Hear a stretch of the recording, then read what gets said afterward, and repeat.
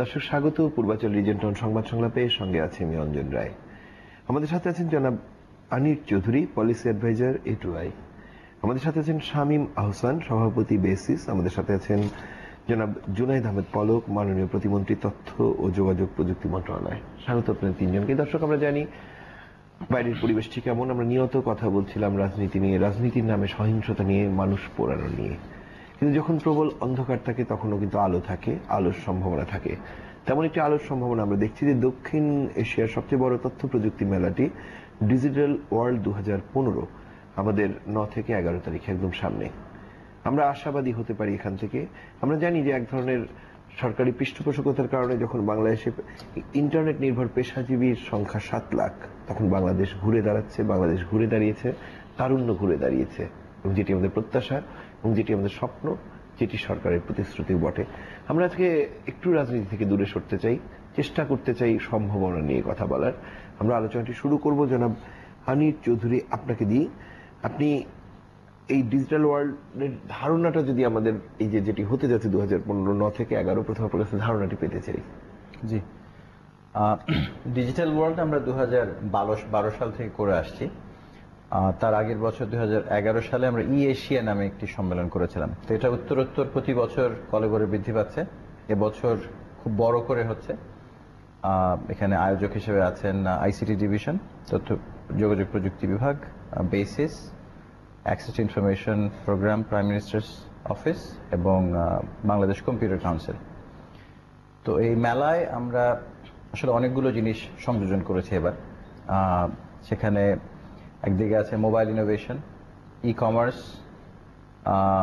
Soft expo, বেসিসের soft expo আগে যেটা আলাদাভাবে হতো, এখন সরকারের সাথে একসাথে হচ্ছে, এবং ই গভর্নেন্সের প্রযুক্তিগুলো সেখানে থাকছে। তো যে 4টি বিষয়ের সংযুক্তি এসেছে এই মেলায়, এবং যেটা বলেছি আগের থেকে অনেক বড় কলেবরে এবার হচ্ছে, এবং দক্ষিণ এশিয়ার সর্ববৃহৎ তথ্য প্রযুক্তি মেলা হিসেবে এটি এবার আমাদের গর্বিত করার মতো একটি উদ্যোগ আমরা বলতে পারি। আমি আসছি জনাব শামীম আহসান আপনার কাছে। আপনি বেসিসের সভাপতি, এবং আপনারা এই 2012 থেকে যে মেলাগুলো হচ্ছে বা এবারকার যে আয়তন, যে কলেবর, যে দক্ষিণ এশিয়ার সবচেয়ে বড় একটি প্রযুক্তি মেলা আমরা করছি, যেটি হয়তো এক সময় আমরা যেতাম দেখতে কোনো দেশে, ভিসা করতাম, পাসপোর্ট করতাম, এয়ারপোর্টে যেতাম, গিয়ে দেখতাম অতিথির মতো পাখির চোখে দেখা, এবং সেক্ষেত্রে আমরা আমাদের নিজের স্বভূমিতে করতে পারছি।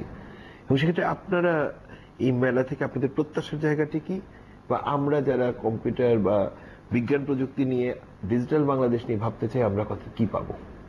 ধন্যবাদ অঞ্জনদা। প্রথমত, এবারে এই মেলাটি আসলে পুরোপুরি একটা আন্তর্জাতিক মেলার হিসেবে রূপ নিচ্ছে।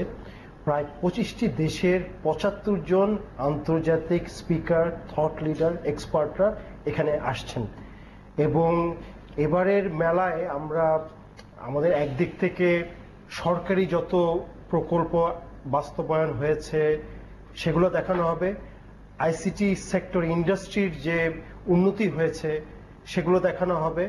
একদিকে সরকারের উদ্যোগগুলো কারণে সাউথ অ্যাওয়ার্ড, উইটসা অ্যাওয়ার্ড এবং অন্যান্য আন্তর্জাতিক অঙ্গনে বাংলাদেশ স্বীকৃতি পাচ্ছে, এবং বাংলাদেশের সরকারি যে মডেলগুলো আছে, যেগুলো আইসিটি ডিভিশন এবং A2I এর নেতৃত্বে হয়েছে, সেগুলোকে এখন পৃথিবীর অন্যান্য দেশরা রেপ্লিকেট করা শুরু করছে। সো তাদেরকে আমরা সেই সুযোগ করে দিচ্ছি যে আমাদের দেশের যে উদ্ভাবনীগুলি আছে সেগুলো তারা নিচ্ছে। একই দিকে বিশ্বের সেরা কনসাল্টিং ফার্ম A.T. Kearney বাংলাদেশকে প্রথম 50টি দেশ 26তম দেশ হিসেবে স্বীকৃতি দিয়েছে, এবং কস্ট অ্যাট্রাকটিভনেস এবং গভর্নমেন্ট সাপোর্টের দিক থেকে পুরো পৃথিবীর মধ্যে বাংলাদেশকে নাম্বার 1 আইটি ডেস্টিনেশন হিসেবে তারা স্বীকৃতি দিয়েছে।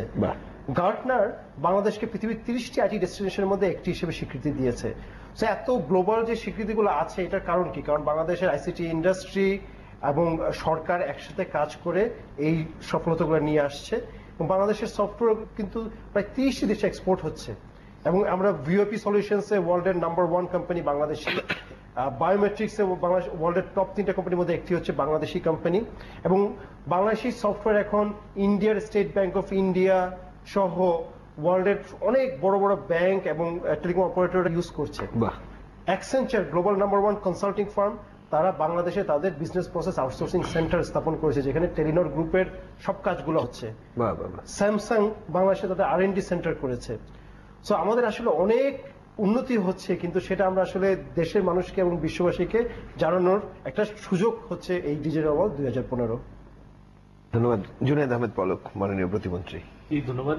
প্রশ্ন আমি করছি না, জি, আমি পুরোটাই ধন্যবাদ জানতে চাই। দিচ্ছি জিটিভিকে যে আজকে আমাদেরকে সেই সুযোগ করে দেওয়ার জন্য, কারণ বাংলাদেশের যে অগ্রগতি এবং অর্জন, আমরা 2008 সালে 12ই ডিসেম্বর যখন মাননীয় প্রধানমন্ত্রী জননেত্রী শেখ হাসিনা বাংলাদেশের সামনে, বিশেষ করে তরুণ প্রজন্মের সামনে ডিজিটাল বাংলাদেশ গড়ার জন্য যে রূপকল্পটা উনি দেখিয়েছিলেন, প্রস্তাব দিয়েছিলেন, এবং পাশাপাশি সেই রূপকল্প অনুসারে 2009 সালে একটা আইসিটি পলিসি আমরা করেছিলাম, যেটি মাননীয় প্রধানমন্ত্রীর তথ্য যোগাযোগ প্রযুক্তি বিষয়ক উপদেষ্টা জনাব সজীব ওয়াজেদ জয় প্রত্যক্ষভাবে উনার নির্দেশনায় 306টি করণীয় নির্ধারণ করা হয়েছিল, এবং যেখানে 50টি মন্ত্রণালয় এবং বিভিন্ন সংস্থার একেবারে সুনির্দিষ্ট দায়িত্ব অর্পণ করা হয়েছিল কবে কোনটা কারা করবে, যার স্বল্প মেয়াদী, মধ্যমেয়াদী এবং দীর্ঘমেয়াদী একটি পরিকল্পনা দেওয়া হয়েছিল। আমরা খুবই সাফল্যের সাথে বলতে চাই যে সেই 306টি করণীয় মধ্যে আমরা 75টি কিন্তু আইটেম আমরা ইতিমধ্যে সুসম্পন্ন করেছি এই 6 বছরে, এবং আমরা বলতে চাই যে এটি আবার এখন রিভিউ পর্যায়ে রয়েছে, মন্ত্রিসভায় এটি উত্থাপন হয়েছে, এবং কিছু কিছু জায়গায় আমরা যেগুলো সফলভাবে আমরা সম্পন্ন করেছি এর সাথে আরো নতুন কিছু জায়গা আমরা উল্লেখ করছি এবং যেখানে গুরুত্ব দিচ্ছি। সবচেয়ে বড় ব্যাপার হচ্ছে যে বাংলাদেশ আমরা গত 6 বছরে সরকারের যে সেবাগুলো আছে সেগুলো জনগণের দোরগোড়ায় পৌঁছে দেওয়ার জন্য একটা বিপ্লব সাধিত হয়েছে, এবং এই তথ্য প্রযুক্তির মাধ্যমে সরকারের যে সেবা জনগণের দোরগোড়ায় পৌঁছে গিয়েছে। ইউনিয়ন ডিজিটাল সেন্টার 4500, এবং এর সাথে আরো নতুন সংযুক্ত হয়েছে ইউনিয়ন ডিজিটাল সেন্টারের পাশাপাশি পৌরসভা digital centre, city corporation digital centre. এর মাধ্যমে প্রায় 5275টি ডিজিটাল সেন্টারের মাধ্যমে প্রতি মাসে 45 লাখ মানুষ সেবা পাচ্ছে। এখন বিষয়টা হচ্ছে, এখন তারপরেও কিন্তু আমাদের দেশের 16 কোটি মানুষকে আমরা জানাতে চাই যে বর্তমানে তথ্য প্রযুক্তি নির্ভর সেবাগুলো কি কি তাদের জন্য প্রস্তুত করা হয়েছে। পাশাপাশি আমাদের ইন্ডাস্ট্রির দিকে আমরা এবার নজর দিতে চাই। আমরা ডিজিটাল ওয়ার্ল্ড 2015-তে এইবার আমরা যেটা বেশি গুরুত্ব দিচ্ছি সেটা হচ্ছে যে আমাদের প্রযুক্তি নির্ভর শিল্পগুলিকে কিভাবে এগিয়ে নিয়ে যাওয়া যায়, এবং সেখানে আমাদের ডিজিটাল ইকোনমি কিভাবে আমরা আরো সুসংগত করতে পারি। কারণ আমরা লক্ষ্য করেছি যে আমরা গত 20-30 বছরে বাংলাদেশের অর্থনীতি দাঁড়িয়েছে শ্রমনির্ভর অর্থনীতির উপরে, অর্থাৎ বাংলাদেশের কৃষি শ্রমিক, বাংলাদেশের গার্মেন্টস শ্রমিক এবং বিদেশে প্রবাসীরা যারা আছেন তাদের শ্রমনির্ভর অর্থ দিয়েই কিন্তু বাংলাদেশ অর্থনীতিটা দাঁড়িয়েছে। এখন মাননীয় প্রধানমন্ত্রীর যে ডিজিটাল রূপকল্প 2021 সেটাকে সামনে রেখে আমরা চেষ্টা করছি যে আমাদের সফটওয়্যার দেশীয় শিল্পকেও একদিকে সংরক্ষণ করা, পাশাপাশি বিদেশে সফটওয়্যার রপ্তানি, আউটসোর্সিং পেশাটাকে আরো বেশি উৎসাহিত করা। আপনি জানেন যে ইতিমধ্যে আমাদের বাংলাদেশের ফ্রিল্যান্সাররা, আমাদের তরুণরা প্রায় 5 লক্ষ ফ্রিল্যান্সার কিন্তু নিবন্ধিত আছে, 4 লক্ষ ফ্রিল্যান্সার নিবন্ধিত আছে আমাদের ওডেস্ক এবং ইল্যান্স মার্কেট প্লেসে, এবং যেখানে $21 মিলিয়ন আয় করা হচ্ছে শুধুমাত্র ফ্রিল্যান্সিং থেকে। এবং বাংলাদেশ যখন মাননীয় প্রধানমন্ত্রী জননেত্রী শেখ হাসিনা যখন দায়িত্ব গ্রহণ করেন প্রধানমন্ত্রী হিসেবে, তখন মাত্র বাংলাদেশে আয় ছিল $25 মিলিয়ন আইসিটি সেক্টরে, অথচ মাত্র 6 বছরের ব্যবধানে সেটি বেড়ে দাঁড়িয়েছে $250 মিলিয়ন। এবং আমরা একটা লক্ষ্য নির্ধারণ করেছি বেসিস এবং আইসিটি ডিভিশন, এটুআই সবাই মিলে একসাথে, সেটা হচ্ছে যে আগামী 2018 মধ্যে আমরা এই বৈদেশিক মুদ্রা আয় আইসিটি সেক্টর থেকে $1 বিলিয়ন উন্নীত করব, এবং এর পাশাপাশি দেশীয় বাজারটাও আরো নতুন করে $1 বিলিয়ন পরিণত হবে। এই যে আমাদের টেলিকম সেক্টরের ডেভেলপমেন্ট, ই গভর্নেন্সের ডেভেলপমেন্ট, সফটওয়্যার শিল্পের বিকাশ, এই বিষয়গুলো সারা বিশ্বকে জানানোর জন্য এর আগে যেটা হতো সরকারের মতো আয়োজন করতো, আবার বেসিসের মতো সফটওয়্যার এক্সপো করতো, কিন্তু এইটা আমরা করেছি একটা ছাতার নিচে, একটা আমব্রেলার নিচে সরকারের সকল সেবা, বেসরকারি যেগুলো ইন্ডাস্ট্রি রয়েছে, ট্রেড বডি, তাদেরকে মিলিয়ে আমরা ঐক্যবদ্ধ প্রচেষ্টা করছি গত 2014 সাল থেকে। এবং আমি বলবো যে এটি হচ্ছে সারা বিশ্বের কাছে আমাদের বাংলাদেশকে তথ্য প্রযুক্তির উন্নয়নগুলো তুলে ধরা এবং সারা বিশ্বের সাথে আমাদের বাংলাদেশের যে সংযোগটা এটা ঘটানোর জন্য আমি মনে করি যে ডিজিটাল ওয়ার্ল্ড 2015, যেটা 9 ফেব্রুয়ারি থেকে শুরু হবেন, মাননীয় প্রধানমন্ত্রী জননেত্রী শেখ হাসিনা উদ্বোধন করবেন, এবং 12 ফেব্রুয়ারি পর্যন্ত প্রতিদিন সকাল 10টা থেকে রাত 8টা পর্যন্ত চলবে, এবং সবার জন্য উন্মুক্ত, সবার জন্য কোনো প্রবেশ ফি নেই, কোনো প্রবেশ মূল্য নেই। সারা দেশের সকল বয়সের শিশু কিশোর আমাদের এক্সপিরিয়েন্স জোন থাকবে, যেখানে আমাদের বাচ্চারা, আমাদের স্টুডেন্টরা গিয়ে আধুনিক প্রযুক্তি সম্পর্কে তারা এক্সপিরিয়েন্স নেবে, এবং প্রচুর সেমিনার হবে। এবং ইতিমধ্যে শাহিন ভাই বলেছেন যে প্রায় 25টা দেশের 75 জন আসবেন, এবং এটা আন্তর্জাতিক একটা রূপ এবার পাবে, কারণ ইন্টারন্যাশনাল টেলিকমিউনিকেশন ইউনিয়নের সেক্রেটারি জেনারেল হাওলিন ঝাও উনি কিন্তু আমাদের সাথে সংযুক্ত হবেন, উনি অংশ নেবেন 10ই ফেব্রুয়ারি সকাল 11টা থেকে 1টা পর্যন্ত, যেখানে মিনিস্ট্রিয়াল কনফারেন্স হবে, যেখানে আমাদের এশিয়ার 6টি দেশের মন্ত্রীরা আসবেন এবং আইটিইউ সেক্রেটারি আসবেন, এবং আমাদের তথ্য ও যোগাযোগ প্রযুক্তি উপদেষ্টা মাননীয় প্রধানমন্ত্রী জনাব সজীব ওয়াজেদ জয়, উনিও এই 4 দিনের মধ্যে 3 দিনই উনি বিভিন্ন সেশনে উপস্থিত থাকবেন। ধন্যবাদ। আনিক চৌধুরী, আপনার কাছে আসছি। আমরা তো এই ডিজিটাল ওয়ার্ল্ড নিয়ে কথা বলছিলাম, আরো বলবো। এই মুহূর্তে যে আমরা যে স্বপ্নের ডিজিটাল বাংলাদেশের কথা শুনছিলাম এক সময়, এখন দেখছি, আমরা বলছি, এবং এই স্বপ্নের ডিজিটাল বাংলাদেশ গড়ার ক্ষেত্রে আমরা যদি তাকিয়ে দেখি কোন কোন সেক্টরে সবচেয়ে বেশি আমরা আলো দেখতে পাচ্ছি? ডিজিটাল বাংলাদেশের সবচেয়ে বড় দৃষ্টান্ত যদি আপনি দেখেন, তাহলে আপনি বড় দৃষ্টান্ত কোনটি? সবচেয়ে বড় দৃষ্টান্ত হবে ইউনিয়ন পরিষদ। একেবারে শুরুতেই ডিজিটাল বাংলাদেশ গড়ার প্রত্যয় নিয়ে যখন আমরা নামি, তখন আমাদের মনে হয়েছিল যে বেশিরভাগ দেশ তথ্য প্রযুক্তি শুরু করে শহর থেকে। আমরা সেটা দেখেছি, আমাদের দেশেও সেটা হয়েছে আগে।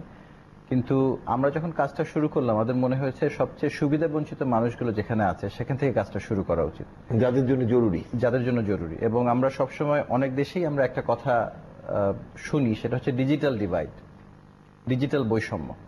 আপনি কিন্তু বাংলাদেশে এই কথাটা শুনবেন না খুব একটা। আপনি অন্য যে কোনো ডেভেলপিং কান্ট্রিতে যান, এই কথাটা বারবার করে আসবে, ডোনাররা সেটা নিয়ে কথা বলে, সরকার কথা বলে। বাংলাদেশে কিন্তু এই বিষয়টি নিয়ে আমরা কথা বলি না। সেটার কারণই হচ্ছে ডিজিটাল বাংলাদেশের যাত্রাই শুরু হয়েছিল ইউনিয়ন পরিষদ থেকে। এখন দেশের প্রতিটি ইউনিয়ন পরিষদে একটি করে ডিজিটাল সেন্টার আছে, ইউনিয়ন ডিজিটাল সেন্টার। সেখান থেকে 4,500-এরও বেশি ডিজিটাল সেন্টার। সেখান থেকে প্রতি মাসে আমাদের মাননীয় প্রতিমন্ত্রী মহোদয় বলেছেন প্রায় 45 লক্ষ লোক সেবা পাচ্ছে। এখানে প্রায় 60টি সেবা দেওয়া হচ্ছে। সেখানে জন্ম নিবন্ধন আছে, সেখানে ইংলিশ ট্রেনিং আছে, সেখানে ইন্স্যুরেন্স আছে, সেখানে মোবাইল ব্যাংকিং আছে, জমির পর্চা দেওয়া যাচ্ছে। সেখান থেকে গত 3 বছরে আমরা 32 লক্ষ পর্চা দিয়েছি। ডিসি অফিস থেকে আর যেতে হচ্ছে না মানুষকে। অনেক বড় পাওয়া একটি, এবং সবচেয়ে বড় ভোগান্তিও ছিল যেটি এই সবচেয়ে বড় ভোগান্তি। বাড়ি জায়গা জমির কাগজ মানে একটু দুঃস্বপ্নের মতো ছিল একসময়। এবং এইটা আপনি দুর্নীতির বিষয়টা আপনি চিন্তা করেন যে ভুল পরিমাণে কমে আসছে, তো এটি বোধহয় কয়েক শতকের দুর্নীতি ছিল। অবশ্যই নতুন কোনো দুর্নীতি ছিল না। জি, তারপরের যে বড় দৃষ্টান্ত আমি বলবো সেটা হচ্ছে তারপরের স্টেপ ডিসি অফিস। প্রতিটি ডিসি অফিস, আমাদের 64 ডিসি অফিসে কিন্তু ডিজিটাইজ হয়ে গেছে।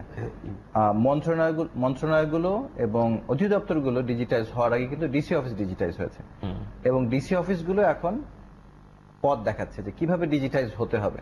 তো সকল ডিসি যখন এখন ডিসি কনফারেন্সে ঢাকায় আসেন বা তাদের যে কোনো মিটিং এ ঢাকায় আসেন, ওনারা কিন্তু মন্ত্রণালয় বলেন যে আমরা ডিজিটাইজ হয়ে গেছি, আপনারা কবে হবে?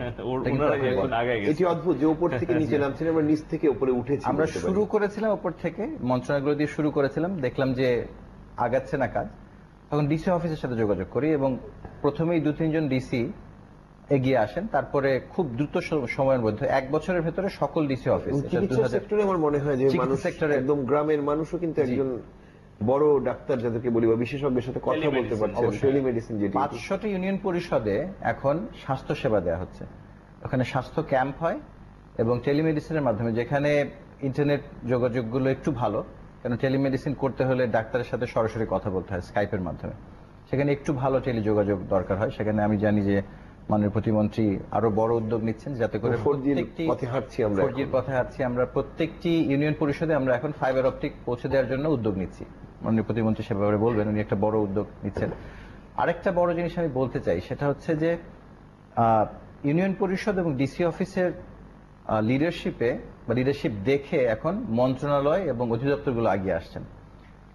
প্রায় 36টা এজেন্সিতে আমরা 400টারও বেশি সেবা আইডেন্টিফাই করেছি, চিহ্নিত করেছি, যেগুলো ডিজিটাইজড হবে খুব অল্প সময়ের ভেতরেই। এবং আমার ধারণা যে 2 থেকে 3 বছরের মধ্যে 400টার বেশি সেবা আমরা ইউনিয়ন পরিষদে নিতে পারবো, যেগুলো এখন অধিদপ্তর পর্যায়ে আছে বা ডিসি অফিস পর্যায়ে আছে বা জেলা বা উপজেলা পর্যায়ে আছে, যার জন্য মানুষকে হয়রানিতে পড়তে হয়, সময় খরচ করতে হয়, তাদের অনেক পয়সাও খরচ করতে হয়। তো সেগুলো তারা অধিদপ্তরগুলো এখন সেগুলো নিয়ে কাজ করে। ধরুন আপনি জমির কাগজ বা পর্চার কথা বলছেন, একটি সময় কিন্তু ছিল একজন মানুষ গ্রাম থেকে শহরে যাবেন, থাকবেন, ঘুরবেন, এবং হয়তো যাকে টাকা দিচ্ছেন, যদি 20 টাকা লাগে একটি পর্চা তুলতে, তাকে হয়তো 100 টাকা দিতে হচ্ছে, মোহরীকে, অমুককে, তমুককে ঘুষ দিতে। এবং সেই জায়গা থেকে মুক্তি কিন্তু আমাদের প্রান্তিক জনদের জন্য অনেক বড় পাওয়া একটি বিষয়। আমি 1 মিনিট একটা কথা বলতে চাই যে আমাদের যে মূল সেবাটা, এটা কিন্তু বটম আপ পলিসি, এবং এখানে টাইম, ভিজিট অ্যান্ড কস্ট, এই 3টা বিষয়কে প্রাধান্য দিয়ে কিন্তু সরকারের সেবাটা আমরা জনগণের পৌঁছা দিচ্ছি, যেন তার টাইমটা না কম লাগে, ভিজিটটা কম হয় এবং কস্টটা খরচটি কম লাগে। ধন্যবাদ। শামীম আহসান, আপনার কাছে আসছি। আপনাদের বেসিস যে 2012 থেকে এই 15 দুয়ারে আমরা দাঁড়িয়ে, এবং এই সময়ের মধ্যে আপনারা একটু বলেছেন এর আগে, কিন্তু আপনারা এই যে যাত্রাটিকে আপনারা আপনাদের চোখে কিভাবে মূল্যায়ন করছেন, আমরা বা এই উত্থানকে? জি, আমরা আসলে পলক ভাই যেটা বললেন যে গত 5-6 বছরে একটা রেভলিউশনের মতো হয়েছে। মানে একদিক থেকে এক্সপোর্টটা 10 গুণ হয়েছে, কর্মসংস্থানের দিক থেকে 10 গুণ হয়েছে, এবং এই যে পাবলিক প্রাইভেট পার্টনারশিপ এবং এই যে সরকারের একটা সদিচ্ছা যে প্রাইভেট সেক্টরকে সামনে নিয়ে আসা, যেমন যে জাতীয় আইসিটি পলিসি, সেখানেও কিন্তু বেসিসকে একটা গুরুত্বপূর্ণ ভূমিকা রাখার সুযোগ দেওয়া হয়েছিল। এবং একইভাবে গত 5 বছর ধরে আমরা কিন্তু প্রধানমন্ত্রীর তথ্য প্রযুক্তি বিষয়ক উপদেষ্টার নেতৃত্বে, জনাব সজীব ওয়াজেদ জয়ের নেতৃত্বে আমরা অনেকগুলো রোড শো করেছি আমেরিকা এবং ইউরোপে, এবং তার কিছু রেজাল্ট এবং চমক আমরা এবার ডিজিটাল ওয়ার্ল্ডে আসতে যাচ্ছে। দুটা খুব বড় চমক। একটা বড় চমক হচ্ছে গত কয়েক বছরের রোড শোর কারণে ফিনক্স ভেঞ্চার ক্যাপিটাল নামে একটা কোম্পানি $200 মিলিয়ন বাংলাদেশ আইসিটি সেক্টরে বিনিয়োগের ঘোষণা দিয়েছে, প্রথম সিলিকন ভ্যালি কোম্পানি। এবং আরো কয়েকটি কোম্পানি তার দেখা দেখি এবার ডিজিটাল ওয়ার্ল্ডে প্রায় 7টা বড় ভেঞ্চার ক্যাপিটাল কোম্পানি সিইওরা আসছে, যার ফলে আমরা মনে করছি এইসব ঘোষণার ফলে আগামী 2018 সালের মধ্যে প্রায় $1 বিলিয়ন ইনভেস্টমেন্ট আসবে। আমরা বোধহয় এমন ভাবতে পারি যে এই ডিজিটাল ওয়ার্ল্ডই হয়ে উঠবে এই এলাকার প্রধান জায়গাটি। রাইট, আমরা মনে করি যে এটা এশিয়ার একটি বড় মিলন হবে। এইটুকু আমি বলতে চাই যে জানুয়ারিতে কিন্তু আইটি এর সেক্রেটারি যিনি নতুন ইলেক্টেড হয়েছেন, উনি কিন্তু প্রথম সফরে বাংলাদেশে আসছেন। চমৎকার। এবং দ্বিতীয় যে চমকটা এবার ডিজিটাল ওয়ার্ল্ডে আসবে, এই গত বছরও জনাব সজীব ওয়াজেদ জয় এবং পলক ভাই এবং বেসিস সহ আমরা একটা প্রোগ্রাম করেছিলাম সিলিকন ভ্যালিতে, এবং তার আগের বছরও হয়েছে। আমরা গত 2 বছর ধরে জনাব Sajeeb Wazed Joy silicon valley congressman জনাব মাইকেল হোন্ডাকে অনুরোধ করেছিল সিলিকন ভ্যালির সিস্টার সিটি ঢাকাকে করার জন্য। এবং আমরা তো আমাদের সাথে বলতে যাচ্ছি যে এবার মেলার সময় উনি ঘোষণা করবেন জনাব সজীব ওয়াজেদ জয়ের রিকোয়েস্টে। আমরা আগাম একটি শুভ সংবাদ পেলাম, এই শুভ সংবাদ নিয়ে নিশ্চয়ই কথা বলবো, কিন্তু নিয়ম মাফিক বিরতিটি রয়েছে আমাদের। দর্শক, ছোট একটি বিরতি, প্রত্যাশা আমাদের সাথে থাকবেন।